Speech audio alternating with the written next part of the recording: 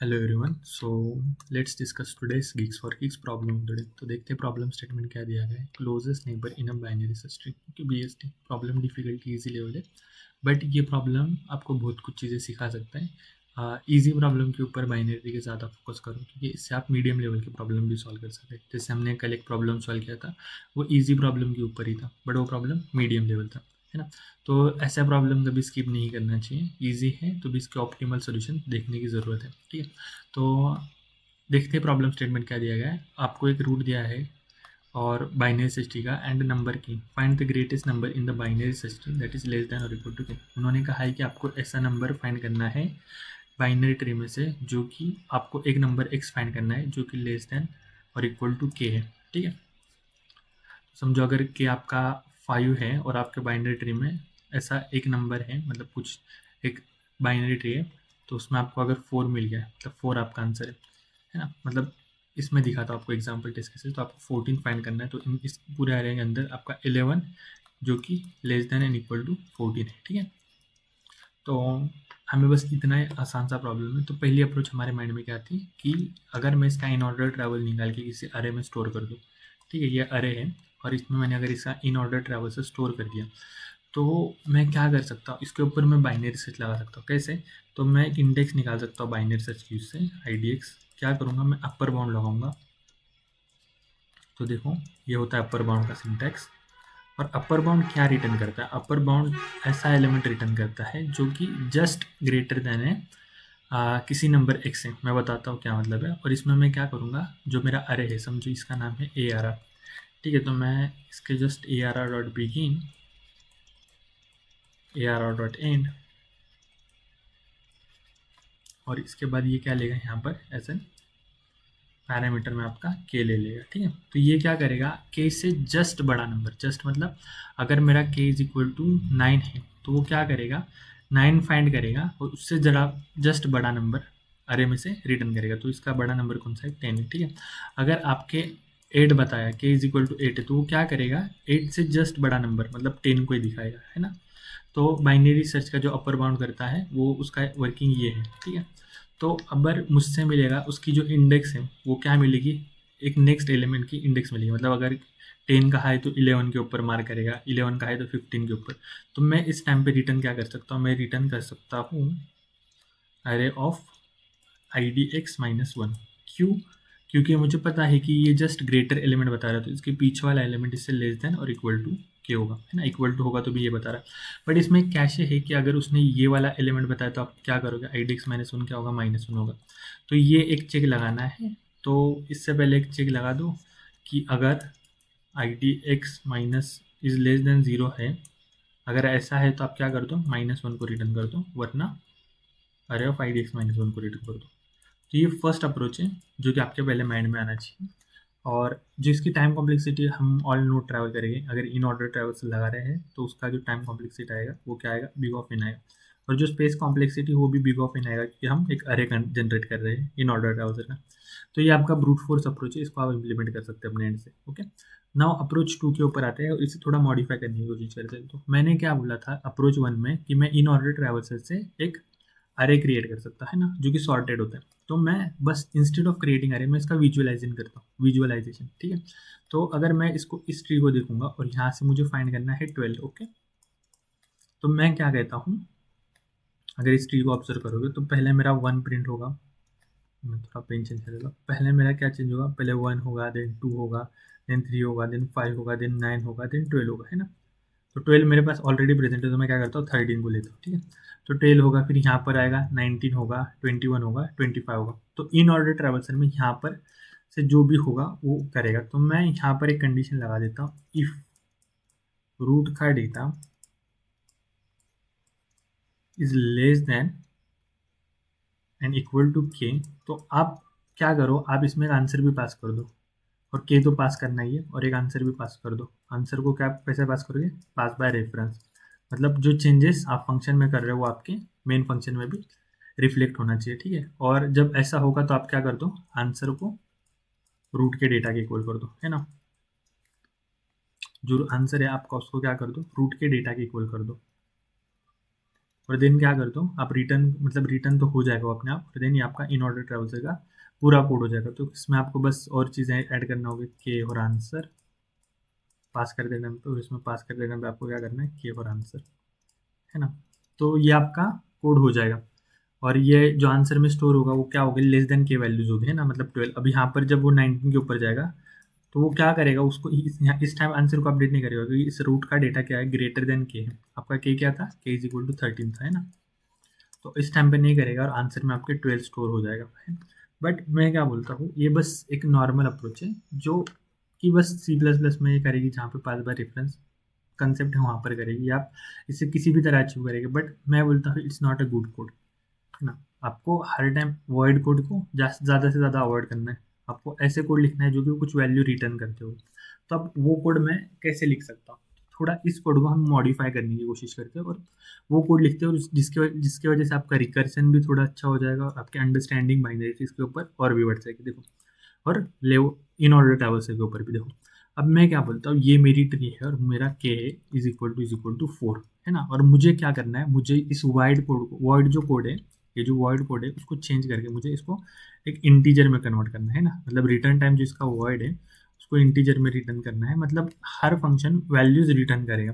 अब क्या रिटर्न करेगा, कैसे करेगा, कहाँ से करेगा, उसे समझने की कोशिश करते। तो मैंने बोला इन ऑर्डर ट्रेवल्सर ऑलवेज सॉर्टेड करता है, तो मैं इसको थोड़ा मॉडिफाइड करने की कोशिश करता हूँ और उसी को हम समझने की कोशिश करते हैं। तो देखो फर्स्ट थिंग, मैं इस नोड पे आ जाऊंगा लेफ्ट लेफ्ट में जाके, और ये मेरा इन ऑर्डर ट्रेवल्सर का फर्स्ट नोड होगा। तो ये मेरा फर्स्ट नोड है 1, और ये लेफ्ट जाएगा और राइट जाएगा, है ना। तो मैं क्या करता हूँ, लेफ्ट के लिए एक वैल्यू स्टोर करता हूँ। तो देखो यहाँ पर जो लेफ्ट से वैल्यू आएगी उसको मैं स्टोर कर दूंगा, ठीक है। तो मैं यहाँ पर लिख लेता हूँ इंटीजर, समझो इसका डेटा टाइप इंटीजर है। तो मैं लिखता हूँ लेफ्ट से वैल्यू आएगी उसको एज एन एक्स में स्टोर कर देता हूँ, ठीक है। अब इसको ज़रा इग्नोर करो, है ना। तो अब लेफ्ट से क्या वैल्यू आएगी, मैं बोलता हूँ मैं -1 रिटर्न करूँगा। क्यों -1 रिटर्न कर रहा हूँ, कि समझो कि मेरे फर्स्ट टाइम पे भी अगर मेरे पास एलिमेंट बड़ा था तो मैं -1 रिटर्न कर रहा था, है ना। मतलब अगर आंसर प्रेजेंट नहीं है तो -1 रिटर्न करना है। तो मैं बस -1 कर रहा था, आप कोई भी कर सकते हो, ठीक है। मतलब अगर कंस्ट्रेंट को देख के, कंस्ट्रेंट में क्या कहा है, आपकी मिनिमम वैल्यू क्या है, उसको देख के करो, है ना। तो कंस्टेंट में आपका 1 दिया है तो आप 0 भी रिटर्न कर सकते हो, ठीक है। बट -1 करो, आंसर में उन्होंने कहा नहीं कि अगर आंसर प्रेजेंट नहीं होगा तो -1 रिटर्न करो, ऐसा कहा, रिटर्न नहीं किया। But it's depend on interview, आपको क्या रिटर्न करने का था। तो मैं फिलहाल के लिए -1 रिटर्न करता हूँ। Okay, okay. अब मैं क्या बोलता हूँ, एक्स है, तो मैं बोलता हूँ लेफ्ट साइड से वैल्यू आ गई मेरी -1 है, ठीक है। अब यहाँ पर मैं क्या करता था, यहाँ पर मैं वैल्यूज को अपडेट करता था।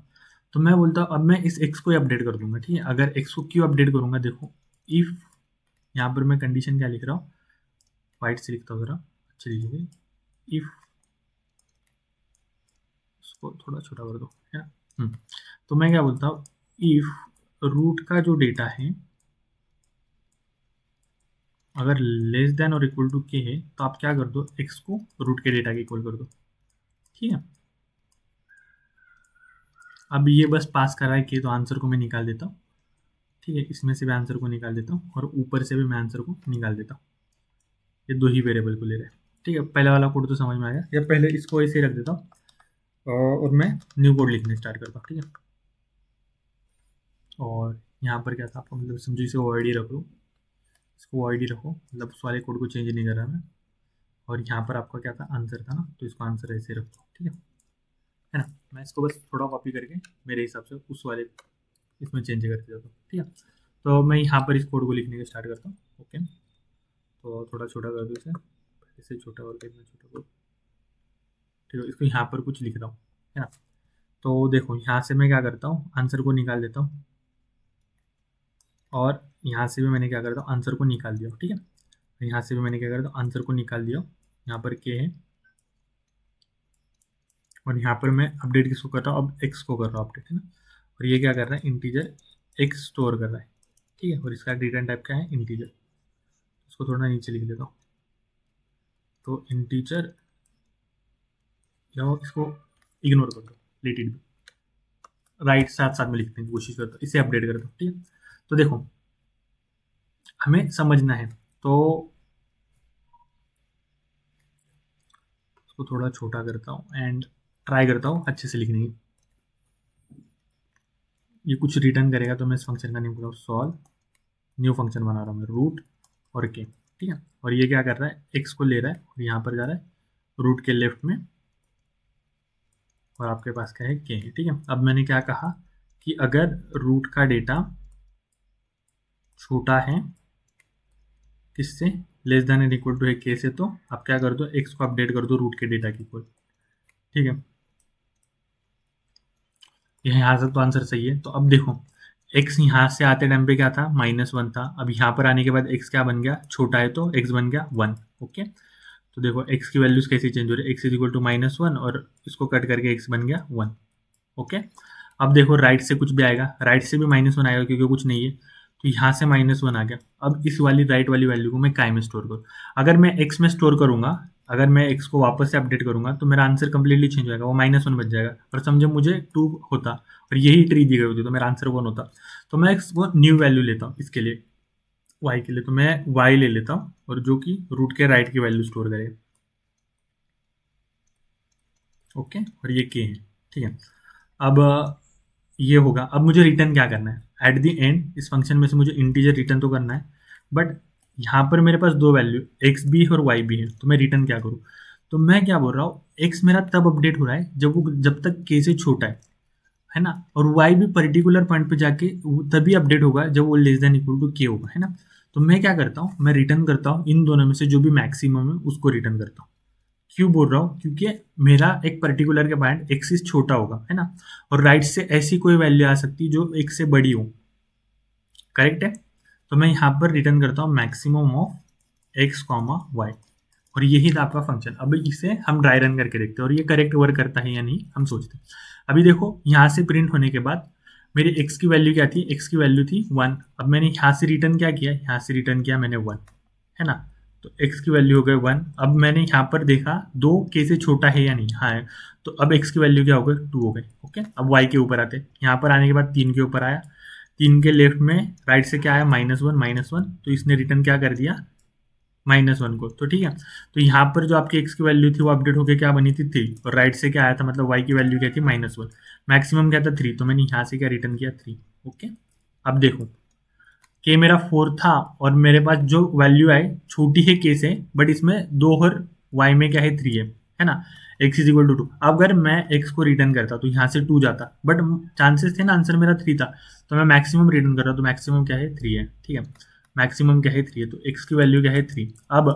अब मैं इस नोड के ऊपर हूँ 5 के ऊपर, मैं 5 से मतलब यहाँ पर हूँ, इस फंक्शन से यहाँ पर आऊँगा, तो मैं देखता हूँ जो 5 है वो के से छोटा है, तो मैंने देखा कि 5 के से छोटा नहीं है, 5 के से बड़ा है, तो मैं इसे अपडेट नहीं करूँगा। तो एक्स में क्या होगा 3, मैं जा रहा हूँ राइट साइड से आंसर निकालता हूँ। राइट साइड में क्या है 6 के ऊपर, 6 के ऊपर एक नोड है, राइट में 7 और लेफ्ट में है -1, ओके। तो इसने राइट से एक्स को क्या किया, -1 रिटर्न कर दिया, तो मेरा जो एक्स था वो क्या आ गया -1।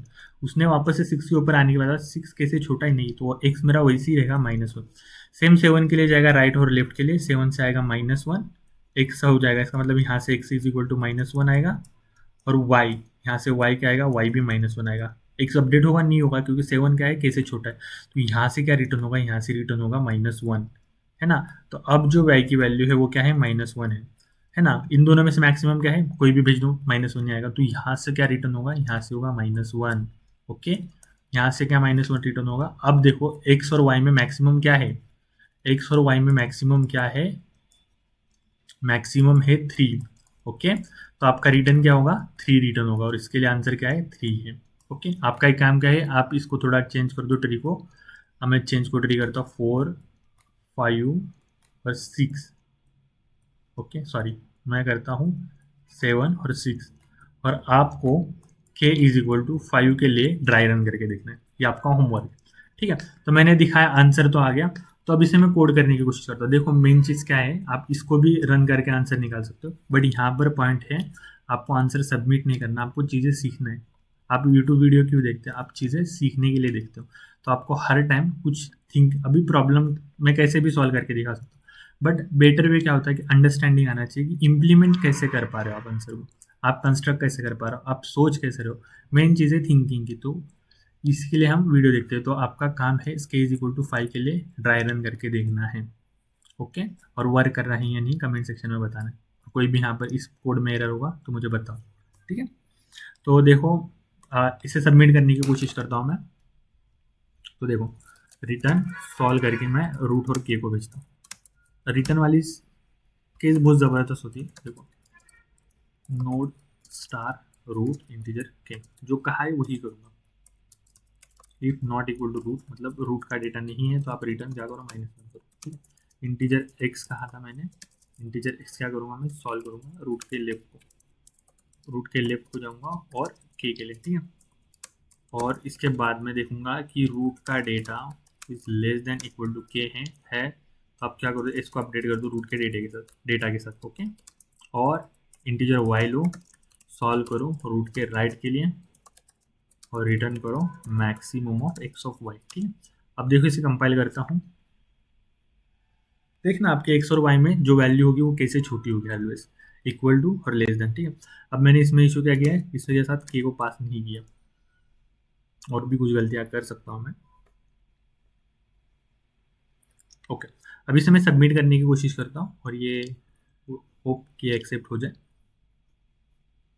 ओके। तो ये एक्सेप्ट हो गया। तो अब इसकी जो टाइम कॉम्प्लेक्सिटी है और जो स्पेस कॉम्प्लेक्सिटी उसे डिस्कस करते हैं। तो हम सब नोड एक्स ये कर रहे हैं, एक्सप्लोर कर रहे हैं, तो इसकी जो टाइम कॉम्प्लेक्सिटी होगी वो बिग ऑफ एन होगी, ठीक है, टाइम कॉम्प्लेक्सिटी। और जो स्पेस कॉम्प्लेक्सिटी होगी वो क्या होगी, हम at the most height of the tree तक जा रहे हैं तो वो क्या होगी, बिग ऑफ एच होगी, okay, height of the tree. तो स्पेस कॉम्प्लेक्सिटी टाइम कॉम्प्लेक्सिटी। अब आते हैं हम अप्रोच 1 के ऊपर, जो कि कुछ नहीं है, बस स्पेस में ऑप्टिमाइजेशन है। तो अगर स्पेस में ऑप्टिमाइजेशन करना है, ये रिकर्सिव स्पेस है, ओके, रिकर्सिव स्टैक स्पेस है। तो इसको मैं क्या करता हूँ, अगर स्पेस में थोड़ा ऑप्टिमाइजेशन करना है तो मैं रिकर्शन को आइटरेटिव में लिख सकता हूँ, है ना। तो अब मैं क्या बोलता हूँ, इसमें एक सिंपल सा ऑब्जर्वेशन होता है, आइटरेटिव वाला कोड बाइनरी सर्च ट्री का सबसे सिंपल होता है, ओके। तो फर्स्ट थिंग तो मैं अपना नोड को करंट की इक्वल टू करंट से असाइन कर देता हूँ, जो मेरा नोड था करंट से असाइन कर देता हूँ, जो कि रूट होगा, है ना, ओके। अब मैं क्या कहता हूँ, अगर मैं ऑब्जर्वेशन में देखूंगा तो जो भी मेरे लेफ्ट साइड की वैल्यू है वो x से छोटी होगी और जो भी मेरे राइट साइड की वैल्यू है x से बड़ी होगी, है ना। अब समझो जो तुम्हारा x है अगर वो k से छोटा है, समझो छोटा है, तो मैं बोल सकता हूँ कि ये मेरा आंसर हो सकता है, करेक्ट है। बट क्या बोलो, लेफ्ट साइड देखोगे तो क्या होगा, सब वैल्यू कैसे छोटे, आपको क्या चाहिए, क्लोजेस्ट वैल्यू चाहिए। क्लोजेस्ट वैल्यू क्या मिलेगी आपको, राइट साइड में मिलेगी, है ना। तो आप इसकी वैल्यू राइट साइड में देखो, तो मैं एक इंटीजर आंसर ले लेता हूँ, है ना, और देन उसको इनिशियली -1 से करता हूँ एंड वाइल करंट के ऊपर आइटरेट करना स्टार्ट करता हूँ जब तक current is not equal to null, okay. अब देखो इफ जो करंट का डेटा है मतलब this x is less than equal to k, तो आंसर ये हो सकता है, आंसर इज इक्वल टू क्या है, करंट का डेटा। बट क्या करो, राइट में भी एक बार चेक कर दो, तो current is equal to current का राइट, ओके। अगर ऐसा नहीं है मतलब ये x किसी एक पर्टिकुलर पॉइंट के ऊपर आ गया, x के ऊपर, ठीक है। अब ये जो x है ये इससे बड़ा है ना, x k से बड़ा है, तो और यहाँ पर सब k से छोटी वैल्यू है। जैसे कि इसमें देखा था हमने, इस वाले एग्जाम्पल में, इसमें मैंने क्या कहा था, यहाँ पर 5 था ना और यहाँ पर 4 था, तो ये अपडेटेड था, तो मैंने समझो यहाँ पर 5 था तो मैं 4 के लिए देख रहा था। तो जब मैं यहाँ पर आया था तो यहाँ पर वैल्यूज क्या थी, बड़ी थी उससे, कैसे, मेरा आंसर क्या था, लेफ्ट साइड में था। तो वही करना है कि आंसर आपका अपडेट नहीं होगा, उस टाइम पे मैंने अपडेट नहीं करा था आंसर, तो मैं बस बोल रहा हूँ कि आप एक बार देख लो कि लेफ्ट साइड में आंसर है या नहीं। तो current is equal to current का लेफ्ट,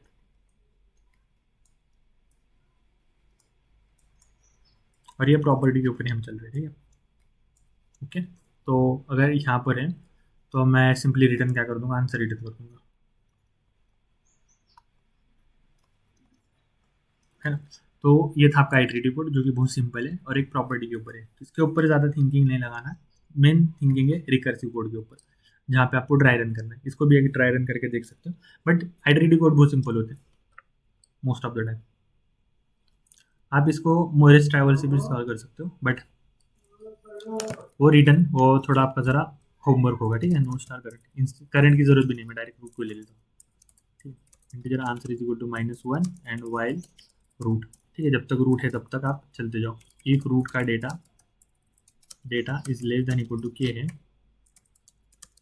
तो आप क्या कर दो, आंसर को अपडेट कर दो, आंसर को किसके साथ कर दो, रूट के डेटा के साथ कर दो, रूट को क्या कर दो, राइट से राइट भेज दो उसका, है ना, else root is equal to root का लेफ्ट। ओके करेक्ट है एंड रिटर्न आंसर। इतना ही कोड था।